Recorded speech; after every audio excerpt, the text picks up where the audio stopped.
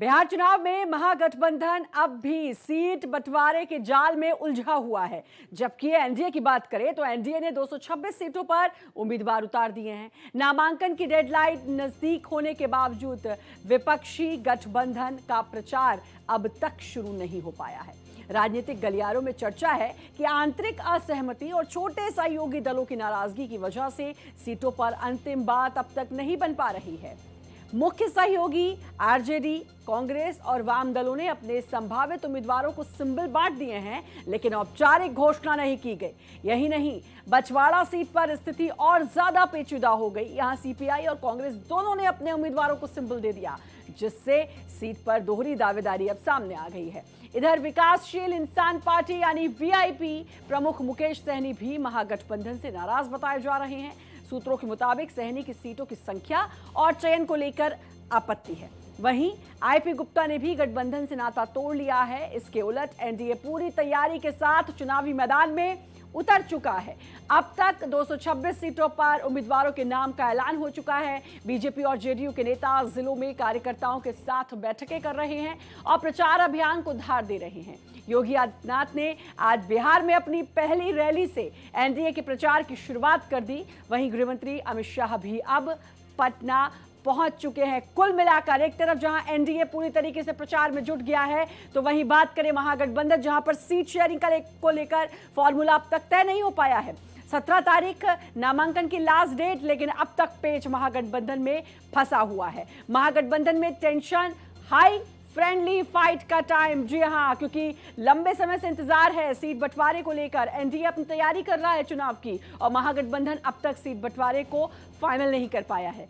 सहनी को राहुल का फोन, फॉर्मूले पर तेजस्वी मौन। जी हां, सहनी को राहुल गांधी का फोन भी आया, लेकिन तेजस्वी अभी भी मौन दिखाई दे रहे हैं। एनडीए प्रचार में जुटा, महागठबंधन में झगड़ा लफड़ा। एनडीए जहां एक तरफ अब चुनावी मैदान में आ चुका है, लगातार प्रचार में जुट चुका है। एनडीए की तरफ से तमाम उम्मीदवार जो कि नामांकन अपना भरना उन्होंने शुरू कर दिया है, वहीं महागठबंधन में अभी तक अपनी चलाने के चलते अभी तक कहीं ना कहीं तनातनी बनी हुई है। योगी की दहाड़, बिहार चुनाव में ग्रैंड एंट्री। जी हां, आज सीएम योगी पहुंचे बिहार और वहां से उन्होंने जनसभा को संबोधित किया और विपक्ष पर भी तीखा प्रहार बोला। नामांकन डे, सियासी ताकत का प्रदर्शन। जी हां, नामांकन डे आ चुका है। कल नामांकन का आखिरी दिन है पहले चरण के लिए, लेकिन उससे पहले अभी तक महागठबंधन कुछ भी फाइनल नहीं कर पाया है और एनडीए के जिन उम्मीदवारों ने अपना नामांकन भरा, पूरे शक्ति प्रदर्शन के साथ वो वहां पहुंचे। सीबीआई का एक्शन, डीआईजी रोपड़ अरेस्ट। जी हां, सीबीआई ने ताबड़तोड़ एक्शन करते हुए आज डीआईजी को अरेस्ट कर लिया। क्यों? क्योंकि डीआईजी 5 लाख रुपए की रिश्वत ले रहे थे। चलिए, बिहार में आज दिग्गजों का नामांकन। सम्राट, रामकृपाल, तेज प्रताप ने आज अपना नॉमिनेशन फाइल किया, पूरे शक्ति प्रदर्शन के साथ पहुंचे। जेडीयू में 44 कैंडिडेट्स की दूसरी लिस्ट आज जारी की गई, जिसमें जेडीयू ने 4 मुसलमानों को टिकट दिया है। दानापुर में सीएम योगी का आक्रामक प्रचार, विकास बनाम बुर्के का नैरेटिव लेकर आज सीएम योगी बिहार पहुंचे। महागठबंधन में आज सीट शेयरिंग का ऐलान, कांग्रेस और आरजेडी बांट रहे सिंबल। आरजेडी ने 45 उम्मीदवारों को दिया सिंबल, कांग्रेस ने 23 उम्मीदवारों को दिया सिंबल। महागठबंधन से नाराज मुकेश सहनी को 18 सीट देने पर बनी सहमति। पंजाब में सीबीआई का बड़ा एक्शन, डीआईजी रोपड़ अरेस्ट, घूस लेने का आरोप। ये वो तमाम बड़ी खबरें जो आपके स्क्रीन पर है, इसके बारे में भी अब डिटेल में हम जरूर बात करेंगे। तो आपको बता दें कि महागठबंधन में अब तक टेंशन बनी हुई है, ये बड़ी खबरें जो आपको बता रहे हैं। तो वहीं एनडीए की तरफ से नामांकन भरने शुरू हो चुके हैं। बिहार में दिग्गजों ने आज नामांकन किया, जिसमें सम्राट चौधरी, रामकृपाल, तेज प्रताप का नॉमिनेशन आज फाइल हुआ है। पूरा शक्ति प्रदर्शन भी उसमें दिखाया है। दूसरी बड़ी खबर, जेडीयू ने भी आज फिर से दूसरी लिस्ट जारी की, जिसमें 4 मुसलमानों का नाम भी शामिल है। और ये तस्वीरें भी आप देख सकते हैं। महागठबंधन में टेंशन है हाई और फ्रेंडली फाइट का टाइम यह दिखाई दे रहा है। सहनी को राहुल का फोन, फॉर्मूले पर तेजस्वी अभी भी मौन। एनडीए प्रचार में जुटा है। महागठबंधन में अभी तक झगड़ा लफड़ा। इसके अलावा आप देखिए, योगी की दहाड़, बिहार चुनाव में ग्रैंड एंट्री और जमकर दहाड़ते हुए नजर आए सीएम योगी। नामांकन डे, सियासी ताकत का प्रदर्शन, सीबीआई का एक्शन, डीआईजी रोपड़ आज अरेस्ट हुए रिश्वत लेते हुए। तो वो तमाम खबरें, इसको देखकर आप समझ सकते हैं इस पूरे बुलेटिन को, और इन खबरों के बारे में विस्तार से भी बात करेंगे। और भगवान और समाज और आम जनता का आशीर्वाद चाहिए। सबके शुरुआत आज प्रभु से किया है, जनता के दरबार में जा रहे हैं और जनता का आशीर्वाद लेकर बिहार की समृद्धि के लिए काम करना है। हमारे एनडीए में सब कोई अपनी अपनी सीटों को अपनी पार्टी के जो सीट शेयरिंग का है वो किसको देने हैं उसमें लगे हुए हैं और आपको विश्वास दिलाएं इस बार एनडीए की हर घटक दल एक बड़े नंबर से सीट जीतेंगे और बिहार एक नया उड़ान के लिए अब तैयार है। ऐसे शुभ मौके पे जबकि नॉमिनेशन करना था तो हम अपनी दादी को ही लेकर के आ गए अपने साथ। ये सदैव अमर हैं, सब लोग के हमारे दिल में है। देखिए समर्थन तो लोग जो काम करेगा वही महुआ वासियों के दिल में रहेगा। 5 बार जीतने का मौका मिला, 6ठी बार नामांकन किए हैं और हमें पूरा विश्वास है, पूरा भरोसा है कि माननीय प्रधानमंत्री जी का जो काम हुआ है, माननीय मुख्यमंत्री जी का जो काम हुआ है, जिस तरह से विकास का काम हुआ है, पूरी उम्मीद है कि यहाँ पुनः जनता हमें आशीर्वाद देगी और फिर से विधानसभा भेज करके मजबूत सरकार बनाए। 2022 में मुझे चलने का शक्ति नहीं था। उस समय सभी ने मुझे आशीर्वाद दिया, मुझे जिताने की काम किया, लेकिन पार्टी ने क्या किया? पार्टी ने मुझे धोखा दिया। बीजेपी अपने कार्यकर्ताओं पर उनको भरोसा नहीं रहा तो कलाकारों को ऐसे लोगों को चुनाव लड़ा रहे हैं। आप देख रहे हैं कई ऐसे लोग हैं, नेता हैं पुराने, जिनकी नाराजगी खुलकर सामने आई है। ये पहला हमारा एनडीए गठबंधन है जिसने अपना सबसे पहले सीट शेयरिंग जारी किया और 101 जो हमको चुनाव लड़ना है उसकी सूची। तो भाई पर्चा भरने का कम समय, सीट पर सुलझेगा पेच। जी हां, महागठबंधन की खासतौर पर बात करें, समय अब नहीं है बिल्कुल भी, लेकिन अब तक फॉर्मूला तय नहीं हो पाया है। वोटिंग नामांकन की आखिरी तारीख, कितने दिन बचे? पहला चरण 17 अक्टूबर यानी कि सिर्फ एक दिन, और दूसरे चरण की अगर बात करें यानी कि जो 11 नवंबर को होगा चुनाव, उसमें उस वोटिंग के लिए भी कुल 4 दिन बचे हैं। 20 अक्टूबर आखिरी डेट है। अभी तक पहला चरण जिसके लिए नामांकन भरने की तारीख अब कल की है, पूरा एक दिन भी नहीं बचा है अब, लेकिन अब तक महागठबंधन में कुछ क्लियर नहीं है। लेकिन इस सब के बीच आपको ये जरूर बता दूं कि इस सब के बीच अपने जो चिन्ह हैं वो बांटने, अपने पार्टी सिंबल बांटने जरूर शुरू कर दिए। चाहे कांग्रेस की बात करूं, चाहे आरजेडी की बात करूं, फॉर्मूला जो है वो एनडीए की तरफ से बिल्कुल क्लियर है। आप स्क्रीन पर भी देख पा रहे होंगे।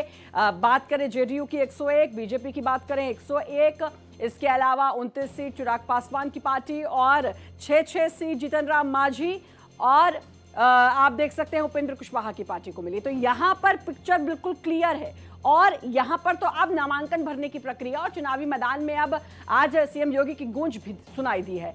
लेकिन ये जो दूसरी तस्वीर आपके स्क्रीन पर है, इससे समझिए अभी तक सिर्फ कयासों का दौर चल रहा है कि आरजेडी कितनी सीटों पर चुनाव लड़ेगी, कांग्रेस को कितनी सीटें मिलेंगी। अभी तक इसी बात पर पेच फंसा हुआ नजर आ रहा है। बाकी जो वामपंथी दल है वो तो हैं ही लाइन में, लेकिन सबसे बड़ी जो मुख्य पार्टियां हैं महागठबंधन की बात करें आरजेडी और कांग्रेस की, उनमें अभी तक कुछ भी क्लियर नहीं हो पाया है। और यही वजह है कि अब तक जो है हर कोई इंतजार कर रहा है महागठबंधन की तरफ से, क्योंकि कुछ भी क्लियर नहीं है महागठबंधन में। और अब ये देखिए एनडीए के 226 उम्मीदवार अब मैदान में उतर चुके हैं। एक बार फिर से आपको बता दूं, बीजेपी 101, जेडीयू 101, एलजेपी की बात करें 14 सीटें, हम की 6 और आरएलएम की 4 सीटें। ये इतने उम्मीदवार 226 टोटल उम्मीदवार अब मैदान में आ चुके हैं एनडीए की तरफ से। और अगर बात करें महागठबंधन की, अब तक तो कुछ क्लियर ही नहीं हो पाया है। ये तस्वीर एनडीए की है। तमाम जो आरोप हैं वो लगाते रहे महागठबंधन की, वहां पर अंदर खेमे में सब कुछ ठीक नहीं है, सब कुछ गड़बड़ है, लेकिन फिर भी बातचीत करके 226 कैंडिडेट्स अब मैदान में है, इतना हर कोई जान ले। देखिए चलिए, मुस्लिम लेकिन सिर्फ 4 मिले हैं, बीजेपी 45, एक भी मुस्लिम नहीं है इसमें, जेडीयू 101 में से 4 मुस्लिम उन्होंने उतारे हैं मैदान में, एलजेपी की बात करें 0, मतलब टोटल अब तक जो 226 कैंडिडेट्स मैदान में उतरे हैं उसमें सिर्फ और सिर्फ 4 ही मुस्लिम हैं, वो भी जेडीयू की तरफ से उन मुस्लिमों पर भरोसा जताया गया है। कौन कौन है? जमा खान चैनपुर से और सबा जफर अमौर से, ये 2 नाम तो उसमें हो गए, क्योंकि जेडीयू के स्पेशल 101 में कितने मुस्लिम, 4 जो मैंने पहले बताया, उसमें 2 नाम ये हैं, जमा खान चैनपुर से और सबा जफर। क्या वजह है अभी आने वाला वक्त बताएगा, लेकिन 4 मुस्लिमों को टिकट मिली है। इसके अलावा देखिए 2 और नाम, मंजर आलम जोकीहाट से और शगुफ्ता अजीम अररिया से। ये 4 मुस्लिम हैं, जिसमें 4 में से 1 महिला मुस्लिम को अब जगह दी गई है 101 में, यानी कि जेडीयू ने जगह दी है।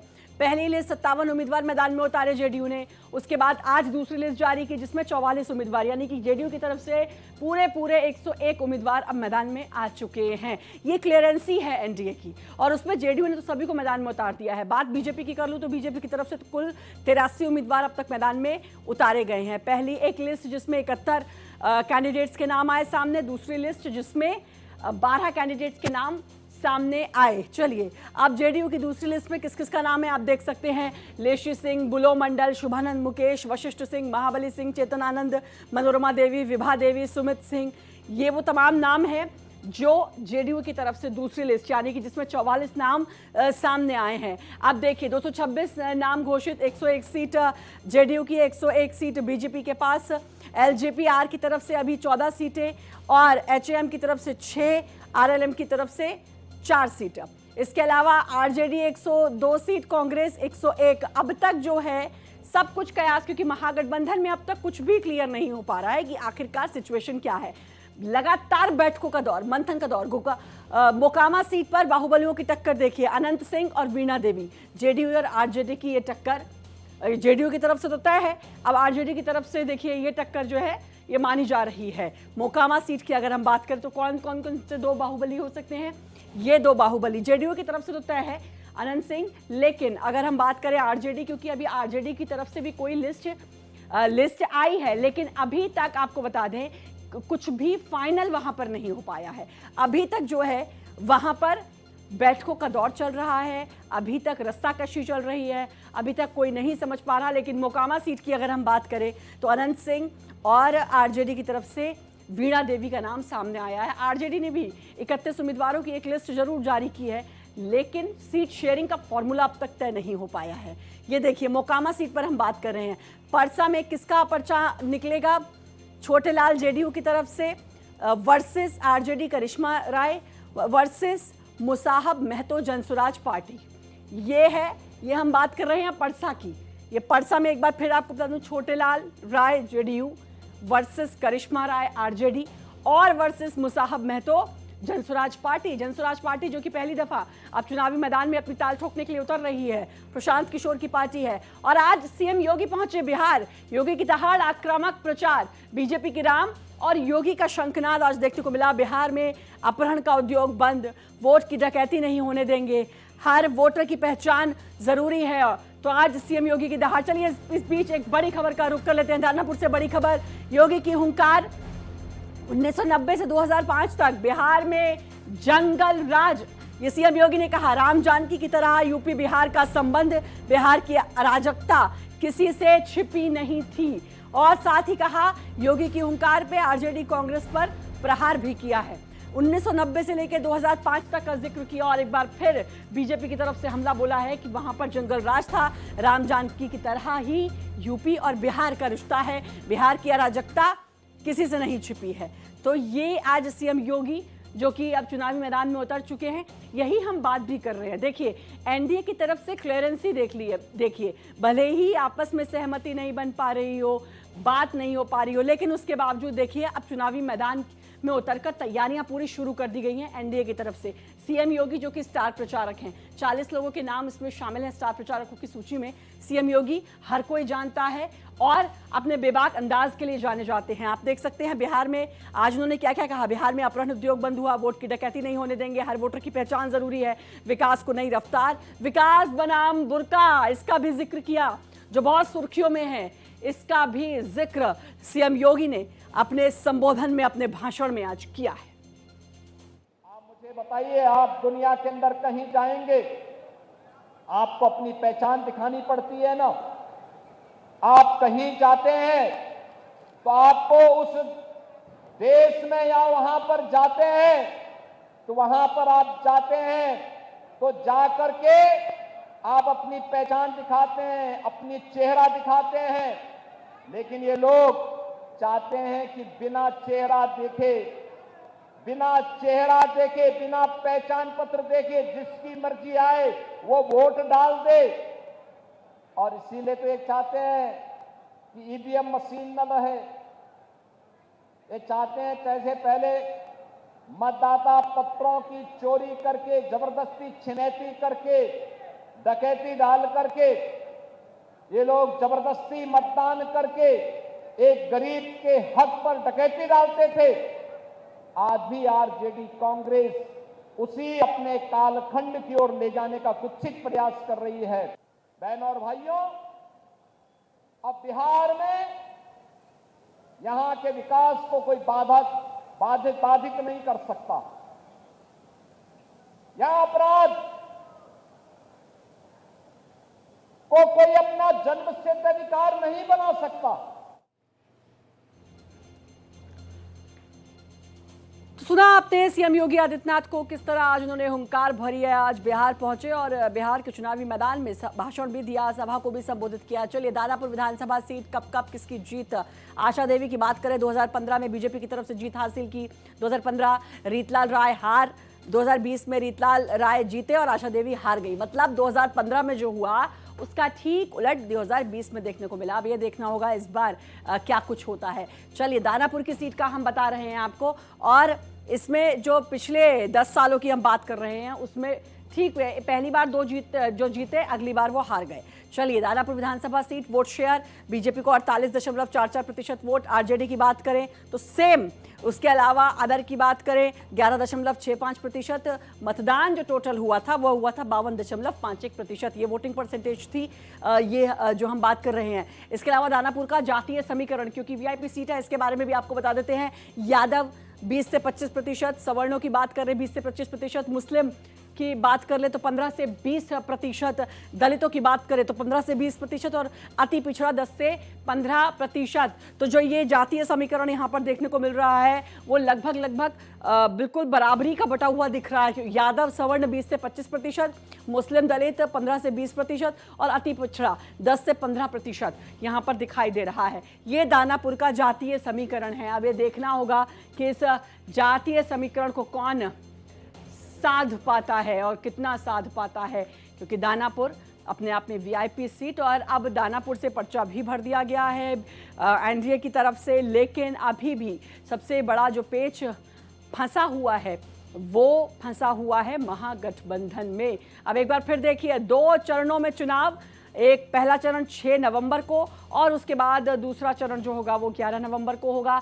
6 नवंबर जिसमें कौन कौन सा आपको बता देते हैं, कौन कौन से ज़िले शामिल हैं। खगड़िया इसमें शामिल है पहले फेज़ में। 6 नवंबर को मुजफ्फरपुर, नालंदा, ये वो तमाम जगह है जहां पर पहले फेज़ में वोटिंग होनी है। मधेपुरा, समस्तीपुर, और ये देखिए एनडीए में तो जो है वो सीट शेयरिंग का फॉर्मूला हर कोई जानता है। एक बार फिर से आप देख लीजिए, महागठबंधन में अभी तक संभावित ही हम कह पा रहे हैं, क्योंकि अभी तक ये फॉर्मूला बनकर, अब आज रात तक अगर लिस्ट आ जाए तो देखना होगा, क्योंकि लगातार बैठकों का दौर जारी है। और बिहार में ये देखिए क्या किस जाति के कितने वोटर हैं ये भी आप देख सकते हैं। कुर्मी, कोयरी, पासवान, माझी, निषाद, तेली।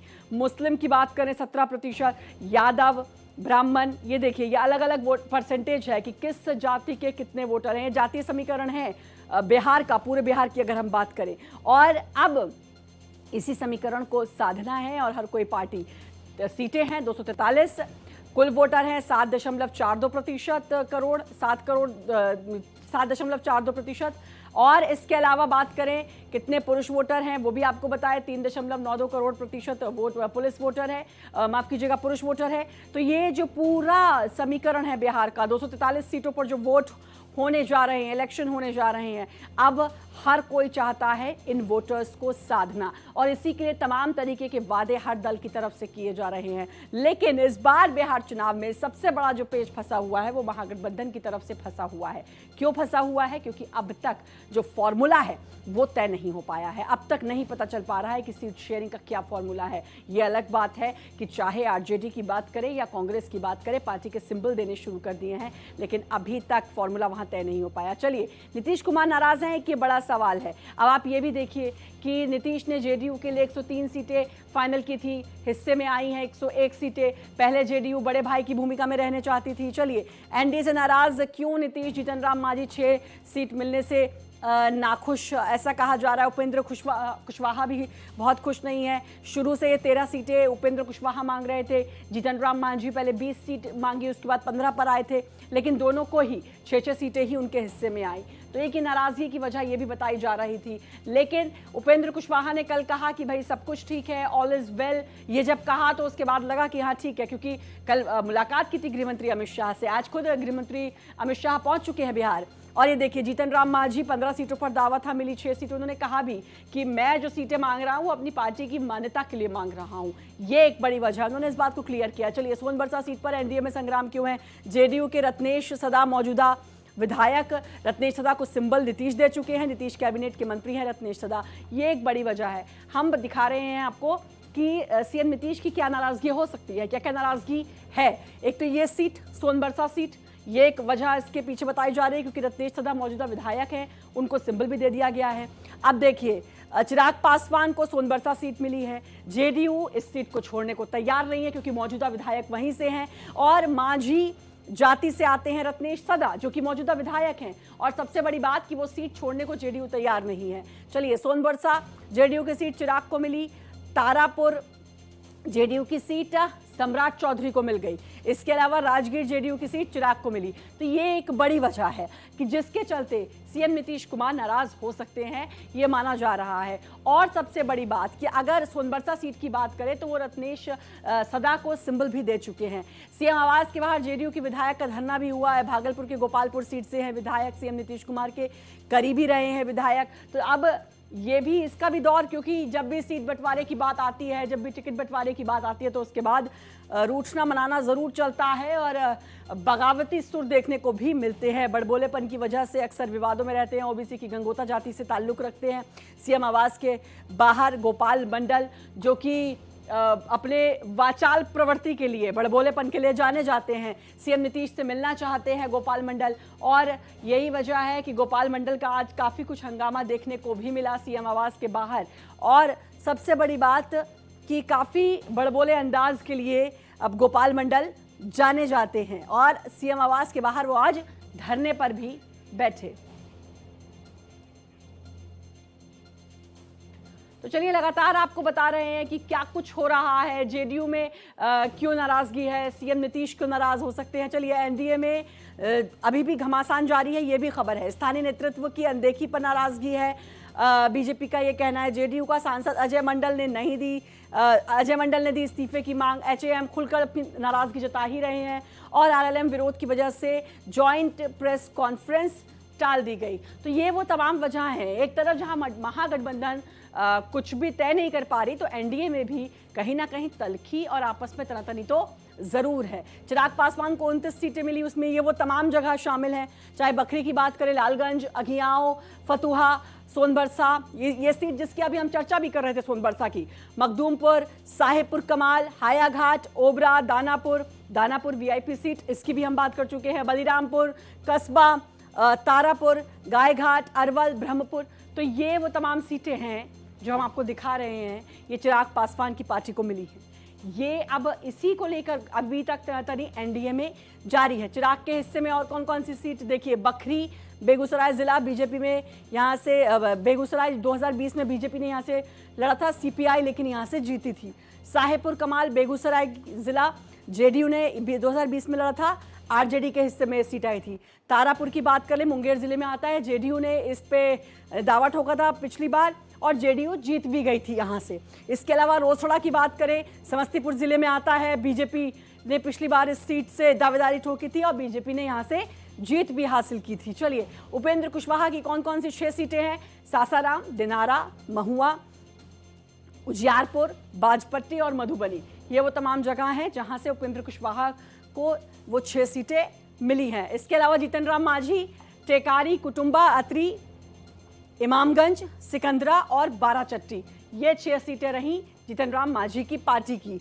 और उपेंद्र कुशवाहा के हिस्से में कौन कौन सी सीट आई? सासाराम, रोहतास जिले की जेडीयू ने इसमें लड़ा था लेकिन जीत हुई थी आरजेडी की। इसके अलावा दिनारा, रोहतास जिले में जेडीयू ने लड़ा था। सबसे बड़ी बात यहाँ पर यह है कि भाई कौन सी सीट मिली है और किस सीट पर किसकी कितनी दावेदारी, किसको ऐसा लगता है कि ये सीट है जिस पर हम कब्जा पा लेंगे। यही पूरा पेच फंसा हुआ है और इसी को लेकर लगातार दांवपेच खेले भी जा रहे हैं। लेकिन एनडीए ने फिर भी 226 प्रत्याशी अपने मैदान में उतार दिए हैं, तैयारी शुरू कर दी है। कल पहले फेज के लिए यानी कि 17 अक्टूबर का आखिरी दिन है नामांकन का, पहले फेज के लिए, और दूसरे फेज के लिए 20 अक्टूबर। दूसरे फेज के लिए भी कुल 4 दिन बचे हैं और पहले फेज के लिए 1 दिन भी नहीं बचा है। अब तक सीट शेयरिंग का फॉर्मूला महागठबंधन में तय नहीं हो पाया है। अब देखेंगे आगे आगे क्या होता है। फिलहाल इस बुलेटिन में इतना ही। बाकी खबरों के लिए लगातार बने रहिए भारत एक्सप्रेस के साथ।